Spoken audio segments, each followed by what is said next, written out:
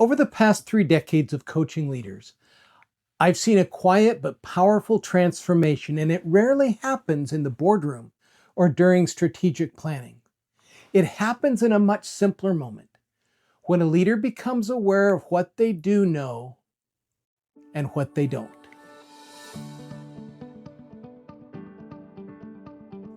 That's where real leadership begins. I'm Carl Piester, executive coach and founder of the Coaching Group. I help leaders think clearly, lead intentionally, and navigate the real-world challenges that come with high responsibility. Now, one of the myths of leadership is that you have to know all the answers, that every question needs a solution, and that uncertainty makes you weak. But if leadership becomes about always knowing, it stops being an opportunity for growth. Some of the greatest leadership I've ever witnessed over the years starts with 3 words: I don't know. The truth is, when leaders admit that they do not have all the answers, they are not being weak, but they open the door to trust, shared ownership, and real collaboration. If you are leading teams and have fears of not having all the answers, this next few minutes is for you. So, why is I don't know hard to say? Oftentimes leaders don't say I don't know because they think it will quickly send the wrong message that they are not the right person for the job. As a leader, people look to you for answers. You're in charge of your people. You're expected to provide clarity and direction. So you try your best to sound reliable, even if it sometimes means faking it and hoping no one notices it. But the truth is, and I always tell my clients this, your people will always know. Your people will always know when you don't know, and they are watching you navigate through the uncertainty. This happened so much during the tough years of the pandemic. Those leaders who are thriving now are the same people who were struggling along with their people on the front lines, openly admitting that they didn't know what tomorrow would bring, yet kept the optimism and confidence in the ultimate outcome as high as they possibly could. So what happens when you admit you don't know? Another myth in leadership is that admitting you don't know all the answers makes you an ineffective leader. Let me assure you, it doesn't. Instead, it strengthens your leadership. Here's how. Your honesty builds trust. When your people know that you are admitting the truth, it builds psychological safety for them. They trust you because you are not hiding anything from them.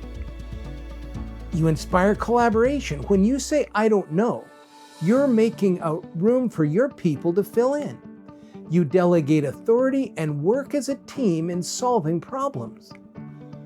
And you exemplify real leadership. There is a saying, if you're the smartest one in the room, you're in the wrong room. Think about that one. If you're the smartest one in the room, you're in the wrong room. Real leadership is not about being the smartest. It's about showing up for your people, even in times of ambiguity and uncertainty. So let's talk a little bit about this uncertainty and responsibility. Saying the words, I don't know, may be discouraging, but it should not mean giving up on your responsibility. When leaders use it as a diversion, they disown their reality and resort to phrases like, don't ask me, I'm just as lost as you. I don't know and will not deal with it anymore. That's clearly not leadership.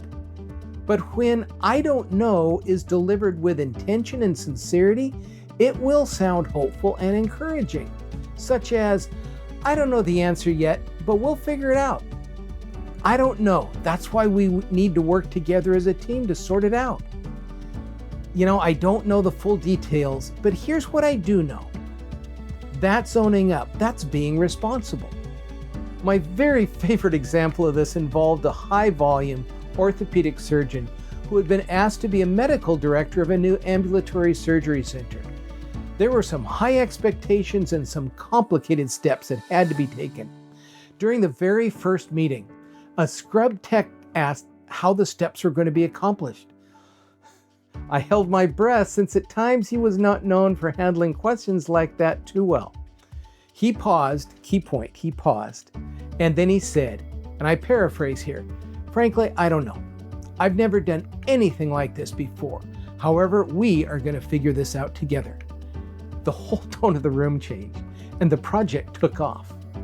So how do you practice I don't know leadership? You be intentional. Notice your next thought when you realize you don't know. Do you panic and freeze? Write them down. Write down what you think.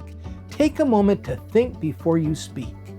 Make a conscious effort to prepare yourself to connect with your people. Next, communicate it well. Write a script if it helps. Find the language that will best communicate with your team. Be aware of your tone. Are you tense?